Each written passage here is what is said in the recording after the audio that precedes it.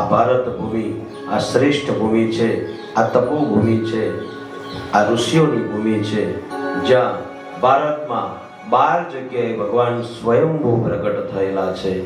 એ 12 જ્યોતિર્લિંગ અને તેનો મહિમા વિશે આપણે સાંભળીએ તો ભારત ભૂમિ પરમ અને પાવન ધર્મ ભૂમિ છે. આ દેશમાં ભગવાન સદાશિવ શંકર પોતે પોતાની સ્વેચ્છાથી ભક્તોની સુવિધા માટે સ્વયં પરમ જ્યોતિર્લિંગ રૂપે આખા દેશમાં ચારે દિશામાં વ્યાપીને રહ્યા છે. આ જ્યોતિર્લિંગોની શિવ પુરાણ મુજબ 12ની સંખ્યા છે. આમ તો ભગવાન શિવના બીજા અનેક સ્વયંભૂ અને પ્રસ્થાપિત લિંગો સર્વત્ર છે. જેમ કે ઓમકારેશ્વર આપણા ચિખોદરા ગામનો આ ખરેખર આમ જોઈએ ને આમ અદ્ભુત શિવલિંગ છે. આમ અદ્ભુત, આપણને આમ આનંદ આવે એટલું સરસ સુંદર શિવલિંગ છે. આવા તો હજારો જગ્યાએ શિવલિંગોને પ્રસ્થાપિત થયા છે. પરંતુ આ 12 જ્યોતિર્લિંગોનું મહત્વ સવિશેષ એટલા માટે છે કે આ સ્થળે ભગવાન શિવ પોતાની કલ્યાણકારી શક્તિ સાથે કાયમી નિવાસ કરીને રહે છે. ભગવાન શિવના 12 જ્યોતિર્લિંગના નામ અને સ્થળના નિર્દેશ વાળું સ્તવન ખૂબ જ પ્રખ્યાત અને પાવન કરે છે. અને આ 12 જ્યોતિર્લિંગનું મેં પહેલા પણ કીધું હતું, સાયં પ્રાત પઠેન્દર, સાંજે અને સવારે એનો પાઠ કરવાથી, સ્મરણ કરવાથી શું કહે છે કે સપ્ત જન્મ કૃતન પાપમ સ્મરણેન વિનશ્યતિ, 7 જન્મોના પાપોને નષ્ટ કરનારું આ સ્તોત્ર છે, આ શ્લોક છે. એક નાનો અમથો શ્લોક છે, લગભગ બધાને આવડતો જ હોય, અને ન આવડતો હોય તો ખાસ શીખી લેજો. અહીં મહાદેવજીમાં જ્યારે દર્શન કરવા આવો ત્યારે 12 જ્યોતિર્લિંગના દર્શન કરો એ શિવલિંગની અંદર, અને સાંજે અને સવારે યાદ કરો. તો આવો. કેટલાને આવડે છે 12 જ્યોતિર્લિંગ સ્તોત્ર? આંગળી ઊંચી કરો. અહીં ઊભા નહીં કરવાના હોય, આપણે પેલું આમ ટીચર નથી પકડાવવાના, ચિંતા ના કરો. પણ આ ખરેખર આ સ્તોત્ર આવડવું જોઈએ. આપણે જો શિવ ભક્ત પોતાને માનતા હોય તો આ સ્તોત્ર તો આપણને આવડવું જોઈએ. નાનું અમથું છે, 12 જ્યોતિર્લિંગનો આ શ્લોક છે. તો આવો એનું પઠન કરીએ. સૌરાષ્ટ્રે સોમનાથં ચ, બોલો બધા, હું થોડું તમને શીખવાડતો. ચલો. સૌરાષ્ટ્રે સોમનાથં ચ, સૌરાષ્ટ્રે શ્રીશૈલે મલ્લિકાર્જુનમ, શ્રીશૈલે મલ્લિકાર્જુનમ, ઉજ્જૈન્યામ મહાકાલમ, ઉજ્જૈન્યામ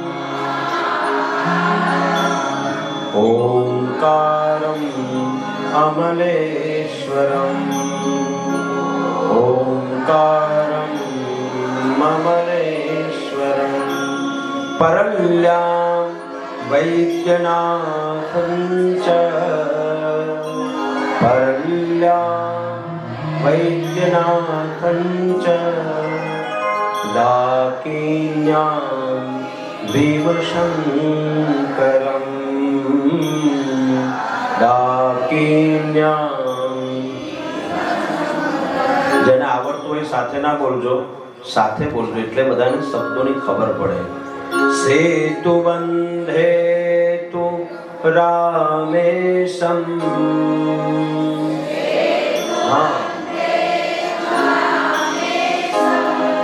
નાગેશમ દારુકાવને,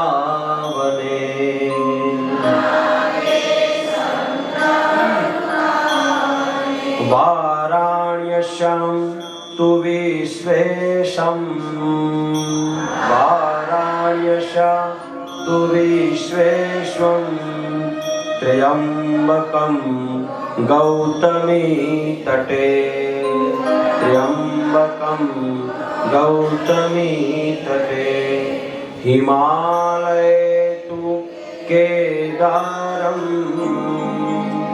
હિમાલય તુ કેદારમ, કુસુમેશમ ચ शिवालये उसमें संच शिवालये एतानि ज्योतिर्लिंगानि एतानि ज्योतिर्लिंगानि सायं प्रातः पठेन्नर सायं सप्तजन्म कृतं पापं सप्तजन्म कृतं पापं स्मरणेन विनश्यति स्मरणेन। તો આવા 12 જ્યોતિર્લિંગ વિશે આપણે થોડું ટૂંકમાં સમજીશું.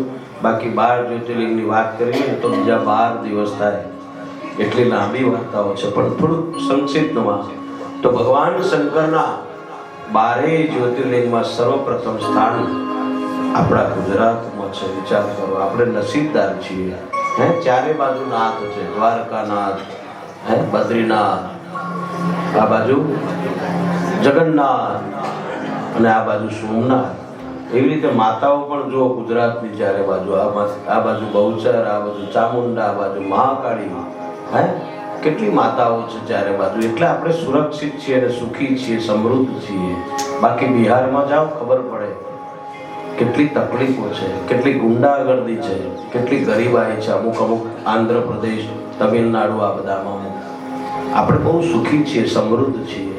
અને એટલે આપણે ભક્તિ કરતા નથી. સમૃદ્ધ છીએ એટલે ભગવાને વધારે આપી દીધું છે ને, એટલે આપણને કદર નથી. સાઉથ ઇન્ડિયામાં જાઓ, કરોડપતિ માણસ હોય ને તો એ ધોતિયું પહેરે ને સ્લીપર પહેરે, પણ ભગવાનનો પાઠ, જાપ, મંદિર.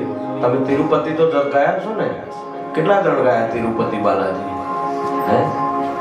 તો જાઓ, ત્યાં જાઓ તો ખબર પડે કે ગમે તેટલો કરોડપતિ હોય પણ ભગવાનની આગળ એકદમ સાદાઈથી અને ધોતી આમ પહેરીને આમ ભગવાન પાસે જાય. આપણે તો અમુક લોકો તો ખરેખર ના કહેવું જોઈએ, કેપ્રી પહેરીને મંદિરમાં આવે, ટીચર સુધી. અને શરમ આવી જોઈએ તમને.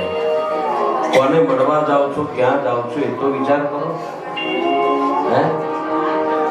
અને ગાઉન પહેરીને આખા ગામમાં રખડે. આ ફેશન અને વ્યસન જ આપણા દેશને બરબાદ કરી નાખ્યો છે બાપ.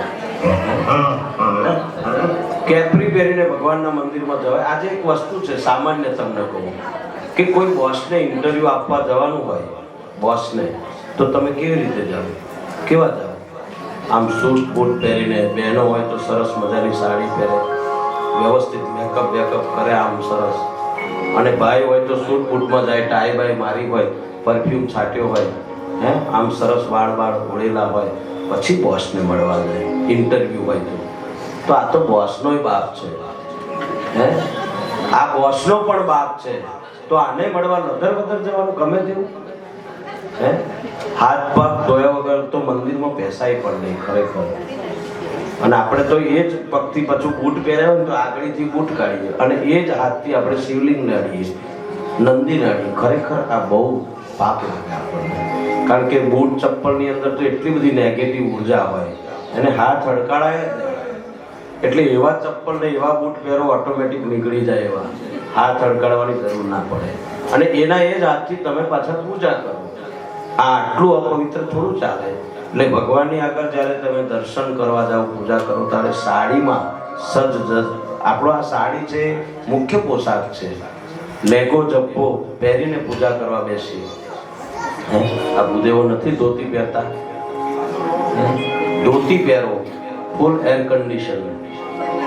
આ તો જીન્સ પહેરે એટલે એવું ટાઈટ જીન્સ હોય, પલાઠી ના વાળી. એટલે કોકને વળી એવું બેસતા નતું ફાવતું તો અહીંથી ફાડ્યું એને. હવે એની ફેશન થઈ ગઈ. અત્યારે એવા જીન્સ મળે તમને બજારમાં, બોલો, ફાટલા તૂટલા.